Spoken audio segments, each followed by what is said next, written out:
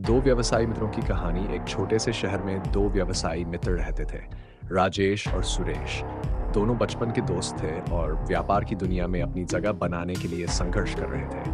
राजेश के पास कपड़े की दुकान थी, जबकि सुरेश एक इलेक्ट्रॉनिक सामान का व्यापार करता था। दोनों ही मेहनती और ईमानदार थे, इन्होंने थे, लेकिन उनके व्यापार में सफलता के रास्ते अलग-अलग थे। राजेश के व्यापार में अच्छी आमदनी हो रही थी। उसकी दुकान पर ग्राहकों की भीड़ लगी रहती थी।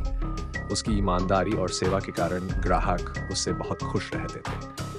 राजेश ने अपने व्यापार में धीरे-धीरे तरक्की की और शहर में अपनी पहचान बना ली। दूसरी तरफ सुरेश के व्यापार में उतार-चढ़ाव आ रहे थे। इलेक्ट्रॉनिक सामान का व्यापार कभी अच्छा चलता तो कभी मंदा पड़ जाता। सुरेश ने कई बार सोचा कि वह व्यापार बदल ले, लेकिन हर बार वह अपने मित्र राजेश से सलाह लेता और राजेश उसे धैर्य रखने और कड़ी मेहनत करने की सलाह देता। एक दिन सुरेश ने देखा कि उसके व्यापार का ग्राफ नीचे जा रहा है। उसने निराश होकर अपनी दुकान बंद करने का फैसला किया, लेकिन राजेश ने उसे समझाया, सफलता रातों रात नहीं मिलती सुरेश। मेहनत और लगन से काम करते रहो। व्यापार में धैर्य सबसे बड़ी पूंजी है। सुरेश ने राजेश की बात मानी और नए जोश से अपने व्यापार में ध्यान दिया।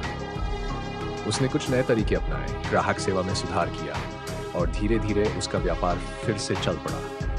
कुछ महीनों बाद सुरेश का व्यापार इतना बढ़ा कि उसे अपनी दुकान का विस्तार करना पड़ा। इस तरह दोनों मित्रों ने मिलकर व्यापार की चुनौतियों का सामना किया और सफलता प्राप्त की।